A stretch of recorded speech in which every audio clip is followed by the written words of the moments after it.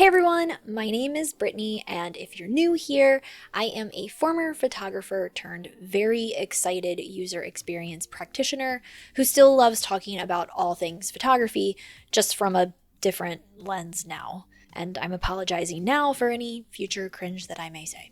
Today, I want to talk about artificial intelligence in the photosphere and how it can speed up a photographer's workflow through picking. There are a decent number of systems springing up that rely on smart tech in order to help speed up the culling workflow for photographers. But which one is the best? Or at least which one will perform the best for me today? There are three big ones that pop up when you Google AI photo culling software. The first is Aftershoot, followed by FilterPixel, who claims to be the fastest in their tagline, and then there is Narrative Select. Full disclosure, I have used and previously paid for Aftershoot, not because I did any extensive testing or research, but because I was at my absolute wit's end during a fall wedding season and I needed something to help me cull. I Googled, the first result was Aftershoot, I used the 30-day free trial, I liked it enough, and that was that. I have no genuine deep allegiance with Aftershoot at all, so I am excited to see how it stacks up against the other two systems. I'm also looking forward to seeing if I did a disservice to myself by not taking my own advice and experimenting with all systems before paying for them. As always, I have some categories that I'm basing all of my judgments on. The first is the pricing of each system. The second thing we'll be looking at is how quickly each system picks a pack of pickled images, which will lead us into looking at the user interface. And actually with this category, I have broken it into a cluster of mini investigations, but I'll share more on that when we come to it. And finally, we'll look over the quality of the culls. As with every video, the categories and the ideas expressed are my own. You may have a totally different experience or idea about what I should be looking at, and that is totally fine. I appreciate and respect your opinion, and I hope you can appreciate and respect mine. Feel free to leave me a comment with your AI culling experience. I am super excited to chat about this topic, and I hope others are too. Oh, and Aftershoot, FilterPixel, and Narrative Select have no idea who I am or that I am doing any sort of competitive review of them. I'm just a girl out here on a computer trying to figure out what makes a photographer's life simpler. With that said, let's get into our first category, pricing. Pricing is a key category for me when looking at any system. I love looking at pricing pages and either being absolutely taken aback at the audacity or surprised at the value. I think we can learn a lot about a business from their pricing page, so I will always make time to dissect these on any business's website. First up is Aftershoot. I do like that they feature their free trial offering pretty prominently on the page with a nice large button that stands out. Their trial period is 30 days. That is a long amount of time, and I'm sure if you are in the middle of a busy season and just absolutely drowning in images to pick, a full month of access would be a lifesaver. But if you are testing the system in the off-season, is 30 days enough? I guess it's really up to how and when you perform your service experiments. They have a lot of options for their pricing, mainly because they also have a system for editing. So they bundle the AI and the editing in their more expensive tiers. We aren't going to be looking at any sort of editing capabilities, so we'll just ignore these two tiers over here. The tier that we are going to be looking at and interested in is the Aftershoot Select tier, which is $10 a month billed annually. There's not a lot of information about what is included in this tier, and I'm not really sure what else would actually be needed. It's pretty straightforward in the language, and I can see that the thing I need, which is AI-assisted selections, is in the tier, so I'm good to go for that. Moving over to FilterPixel, they have a basic tier that is always free, but its only benefit is manual culling, so no auto features there, and not really what we're looking for. Our focus is on the Pro tier, which would be $12 a month billed annually. You could also do seasonally, which would take the cost to $13 a month billed every 6 months. So if you know that you have a slow season, you can plan out your renewal accordingly. In the Pro tier, you get anything and everything that is smart. There's auto culling, face views, AI sliders, smart filtering, auto select. You get the whole smart system. Before paying for the Pro tier, however, you can do a 30-day free trial, which FilterPixel recently upgraded their trial period from 14 days to 30 days. Totally fabulous. I am so happy that they did this because giving people more time to test the product is a huge benefit to the user, and that is someone all companies should be focused on. I am still questioning if 30 days is enough time, but it's better than 14, so this is a mini win for FilterPixel. And last, but certainly not least, we have Narrative Select. There is a free option that includes 6 project trials, which is the only system that does a numbered project trial versus a daily trial. And in my opinion, that feels like it alleviates so much time pressure. There's no crunch at all. I don't have to worry about my days running out without getting to experience the product in full. You may be asking, well, how many days do you need to test something? And to that, I say it depends on the product. Something like this, a smart culling system that relies on the memory card from weddings and or sessions being unculled, and also boasts itself as freeing up a photographer's time, suggests to me that I need to test a real client session in real time. I typically like testing products during the off-season, emphasis on typically, when I may only have 1 or 2 sessions in a month-long period. Getting a guaranteed 6 projects to trial run this program with instead of just the possibility of a couple is huge. If all goes well with the 6 project trial, the next tier up is the Select Pro, which is $15 per month billed annually.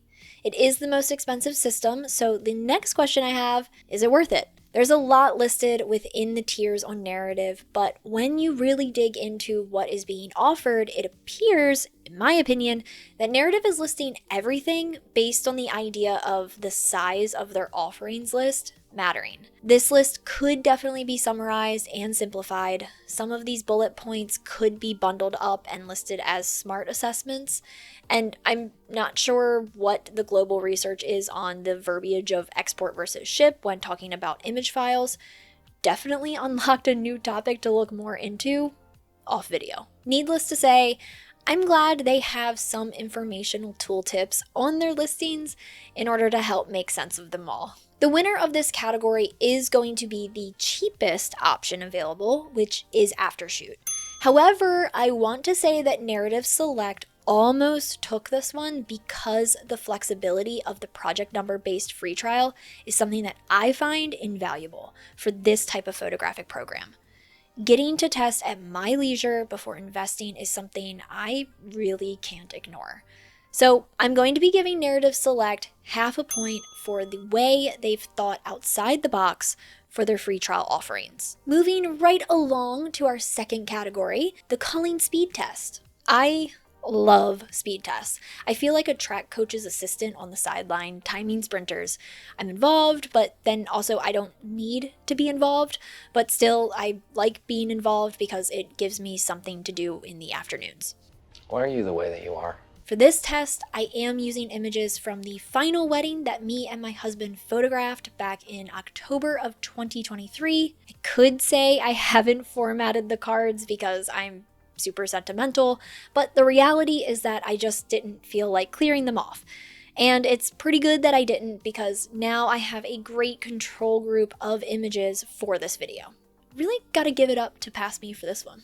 The total number of images that the systems will be working through is 399 because it's a smallish sample of unculled images and varied enough to give us decent insights into the systems. I also went through and manually culled the same 399 images in my photo mechanic just to get an idea of how the times would stack up against my process.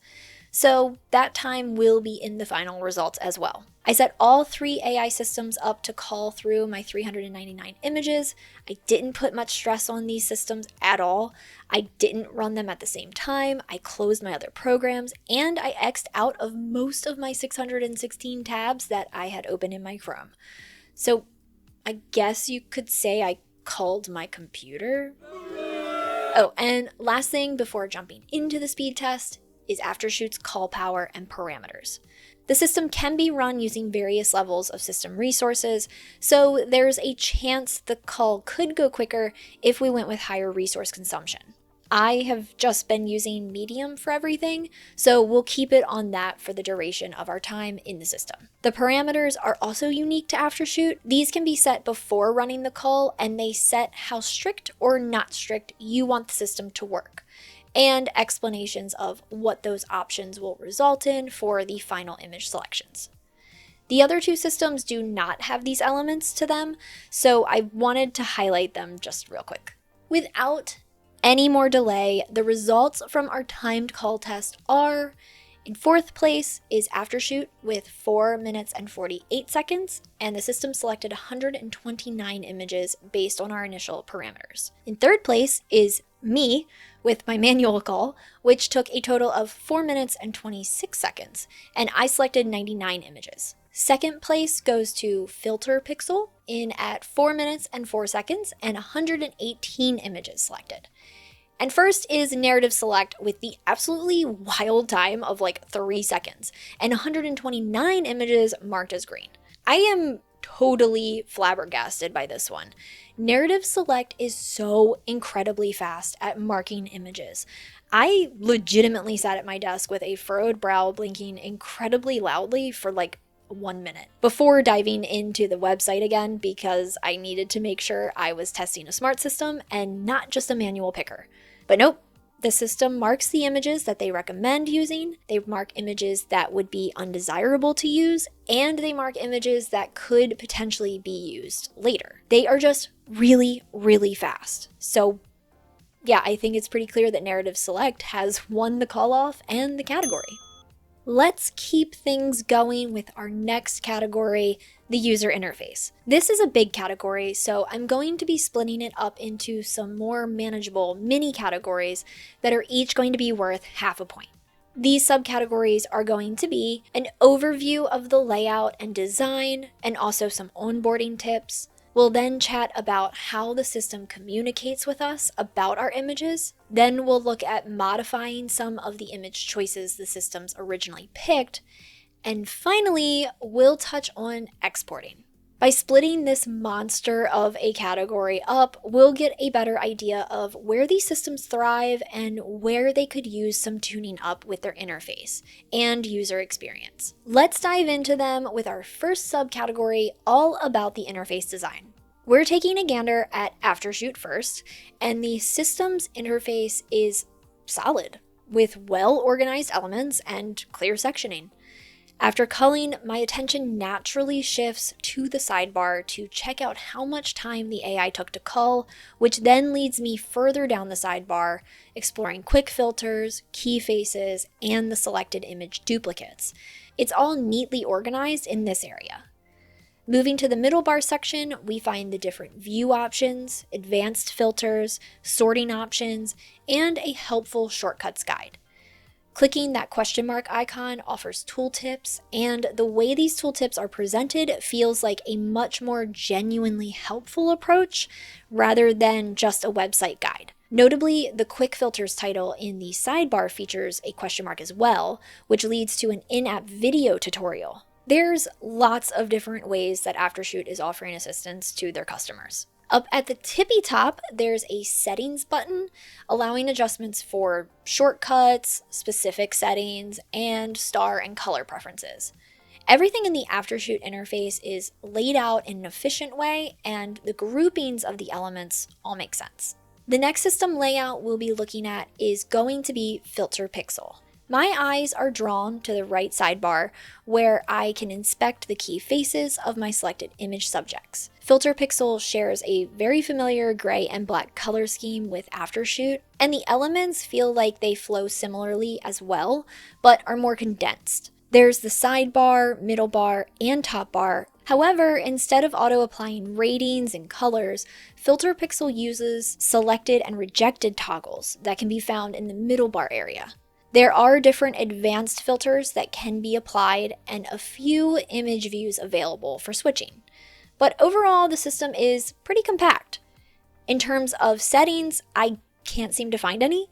While keyboard shortcuts are accessible, customization options are currently not available. To grasp the UI and system better, I found the How to Use FilterPixel video in the Welcome tab very helpful. It clarified the picking process and exporting, and generally affirmed to me that there's not too many hoops to jump through with FilterPixel. If the video doesn't clear up any questions, there is also a Help and Onboarding tab in the Welcome area for extra assistance. Again, FilterPixel has a super lightweight UI, which may be perfect for those looking for an easy system to just pick up and go.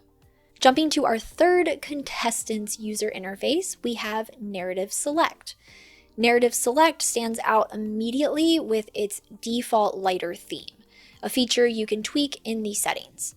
Keep in mind, there was no cull time as the system very quickly processes images. However, maintaining consistency with the other systems, we will start by exploring the sidebar. The Narrative Select sidebar is very feature-rich, offering some different subject view modes.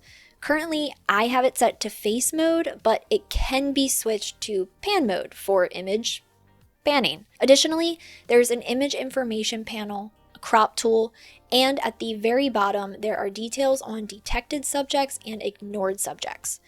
The middle bar provides various views like grid, scenes, and loop, along with survey mode and zoom or fit options. On the right side of the middle section, we'll find the ratings and color system, filters, and sorting options.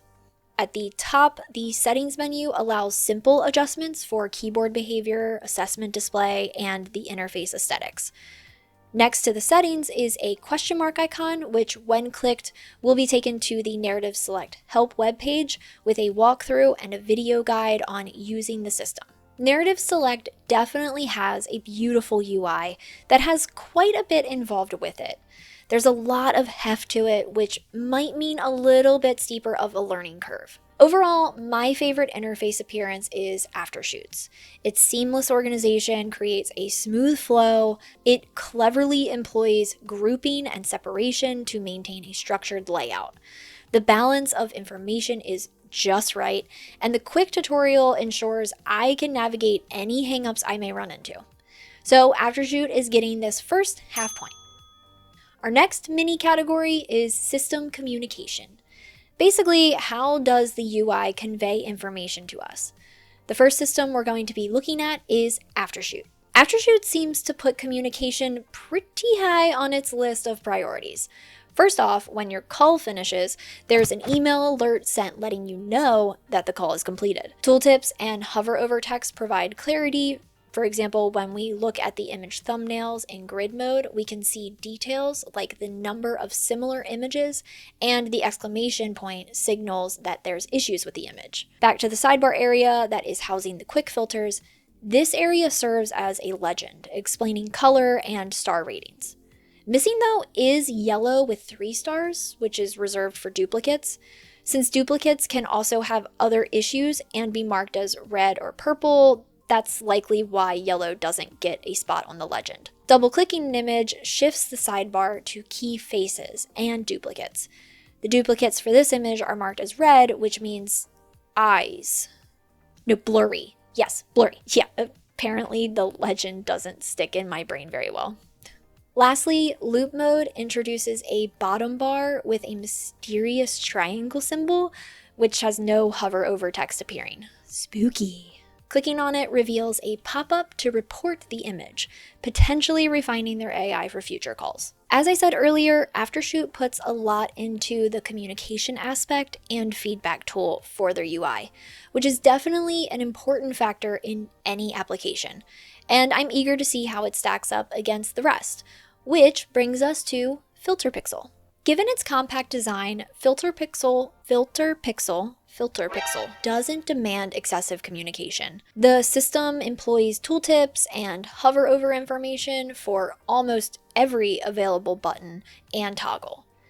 Taking a look at our grid of images, there's some information on the duplicates and a call to action to see all. That when we click on it, we're able to view the duplicates, and when we go back to the grid, the see all has updated to seen. There's also a status indicator showing that the filter of images we are currently seeing are the selected images. Some images also have warning iconography and colorization. It's attention grabbing and definitely lets me know there's a concern with that image. An intriguing aspect of communication is revealed when highlighting an image with duplicates and switching to the comparison view. Here, there's a breakdown of why the AI tagged the image and a percentage indicating focus and eye quality. I really like this presentation, and I wish that it was adapted to show in more than just comparison view. While the percentages aren't available, there are still AI tags that can be viewed while in loop mode and looking under the About Image section. FilterPixel's communication is effective in its simplicity. If issues arrive, solutions are readily found in the keyboard shortcuts or the tutorial video. Utilizing these resources, I quickly grasped how to accept and reject images, but for the most part, I could figure out what the system was telling me just from the hover over text and tooltips. Last up for communication is narrative select. Let me tell you, this system loves to talk. Narrative Select doesn't hold back, offering informational tooltips, hover over text, assessments, and explanations. Even scrolling over stars at the bottom of an image tells us the potential star number that we would be picking. Nothing is left unsaid in Narrative Select. One of my favorite bits, though, has to be the on-image eye and focus assessment.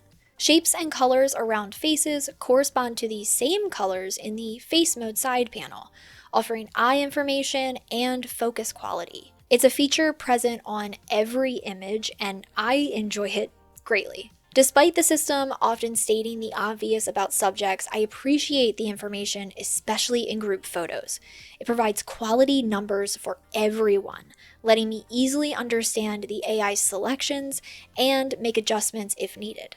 However, I wish duplicate images were communicated more clearly. I had to make assumptions most of the time, and I don't like doing that. While I'd like clearer communication for duplicates, everything else in Narrative Select outweighs this very minor criticism. Looking at these three and the level of communication each of them have, the one that brings me the most joy would be Narrative Select. The assessments on the images are something I find useful and downright cool, so they get my half point. Revisiting the points, we have Aftershoot at 1.5 points, FilterPixel at 0, and Narrative Select at 2. On to our next subcategory, we are looking at the ease of correcting any AI mistakes. These systems are sophisticated, but they aren't flawless. So let's quickly check out how easy it is to run through the selected images and duplicates and make some selection changes. First up is Aftershoot. Before I dive into the full screen or loop view, I just want to introduce a handy little tool that Aftershoot has called Spray Can Tool. It allows quick removal or adding of color ratings with right and left mouse clicks, offering a neat feature for bulk decision making. Anyway, that's just a cool little feature. In loop mode, navigation is smooth since I can use the center scroll wheel on my mouse to quickly move through images. This reminds me of working in photo mechanic, so it's familiar, and it keeps me going at a quick pace. We can see our duplicates in the side panel in loop mode, so if we are kind of meh on the selected image, we can easily choose a different one. I have my keyboard shortcuts on the default, so to unmark a photo, the shortcut is the X key, and selecting an image is the A key. Again, these can be changed, but these two keys are fairly close together on the keyboard, so it's not too big of a stretch for my fingers. Also, just an aside, a trick I learned from another photographer is to pick from the end of your images, because usually your best photos in a set are the final ones you took. Moving right along to FilterPixel, in full screen mode, navigating through the AI selection relies on using the arrow keys on the keyboard. Changes can be made using right-click options or keyboard shortcuts. X to reject, U to untag, or P to accept. If you want to stick to rejecting and accepting, the finger stretching across the keyboard is going to be pretty uncomfortable. I do think using U and P is a bit of an easier stretch if you want to be able to efficiently use your right hand on the arrows and your left hand on the letters. I do recommend viewing all of the images as you check the AI's work, because that allows you to see the duplicates in the same full screen mode as the selected images. If you weren't to do that, you'd have to click on the See All button in the corner of the selected image and view them in another window, which may decrease work speed. I want there to be a more efficient way to view the duplicates, because I know from looking through all of these calls that the AI across the board made some mistakes in their selections that I now need to correct. Our final entry for our call correcting is narrative select. Due to the duplicate viewing being a touch inefficient, I do need to have my filters turned off so I can see all the images. If there's an easier way than going into scene mode to see all the duplicates, please let me know. I would absolutely love to know that I'm just doing it poorly, and that it's actually super simple and cute.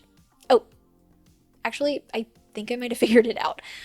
In loop view, when I'm arrowing through, there's this little black line indicating that these images share the same scene. If I keep arrowing like normal with left and right, the scenes shift rather quickly. But if I want to move through the other images within a scene, I have to use the up and down arrows to see those, or have my filters off and click through them on the left side panel. Okay, I'm feeling a touch better now. Not super, but it's better. I did find it easier to mark images that I felt were misselected by choosing to either hit 5 on the keyboard for 5 stars or hitting 8 to mark an image as green. Whichever rating system you find the easiest to filter by, go with that one. Currently, the narrative buttons for tagging, untagging, and rejecting don't seem to be working, or at least they weren't doing anything when I tried them, so applying colors or stars and then filtering would be key for me. For this one, it's gotta go to Aftershoot. The ability to use the mouse wheel to scroll, and then the proximity of their buttons and ability to fully customize your buttons in the settings menu makes their system the easiest to navigate when needing to correct the AI.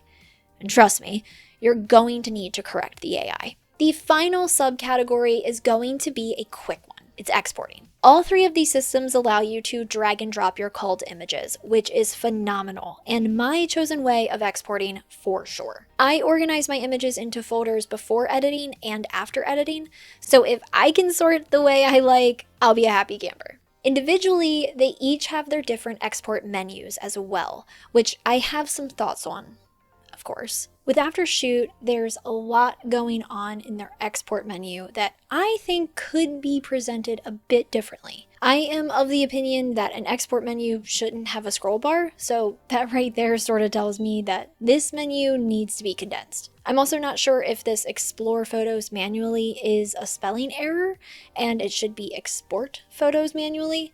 There's just a lot happening that I think could happen smaller. FilterPixel, when we click on the export button, prompts us to choose exporting only or editing and exporting. We aren't messing with editing this time around, so we'll just go with the exporting. The secondary menu is easy to understand, there's nothing overly complex, I can set my export how I need and be done. Narrative Select calls their export button ship. I'm not sure if they chose that word just to be unique, but it is their version of exporting. When we click the ship button, we are taken to a very simple pop-up. And actually, right before I posted this video, Narrative Select had an update that opened up the capability of their shipping. Before the update, exporting your selections wasn't possible, but with their latest major update, that is something that can now be done. Their new interface is really nice for exporting, simple to understand, and there is the capability of exporting to Lightroom. This is a great update, and while it's not going to impact the way this point shook out, I'm realizing I need to keep my eye on and revisit Narrative Select more often because they are making major improvements pretty often. With all of that said, if you're someone who is down to drag and drop, the exporting in any system is going to work perfectly. Each one does a great job there, but if you're hoping to export to an application or you just want to export to a folder, you'll have the most straightforward time with FilterPixel. So they get my last half point. Revisiting the points, Aftershoot has 2 points FilterPixel has half a point, and Narrative Select has 2. Okay, this category was still hefty even after being split up into 4 subcategories, but we have made it to the final category, the overall quality of the cull. I saved this one for last because initially it just felt like a good final judgment of each system, but now that I'm here, I'm realizing that this being the last category is very fitting because it is the hardest one to judge. I contemplated changing this category as I was planning this video out, but I decided I do have something to talk about that will carry us nicely into the wrap-up. So, what do we know about these 3 systems? Well, we know that they are smart. They use technology to detect various things about an image in order to speed up the culling process for photographers everywhere. We know they all have different pricing, we know they all have different interfaces, and we know they all cull at different speeds. But then we get down to the quality of the cull and suddenly the differences shrink. What I found the most interesting was that all 3 of them pretty much picked the same images, even down to images that shouldn't have been picked, but were selected anyway. For example, this image of our lovely bride walking down the stairs. Each system picked this blurry image, which at first had me wondering, why? There's a clearer version with better expressions hidden in the duplicates on each system. So why choose the blurry one?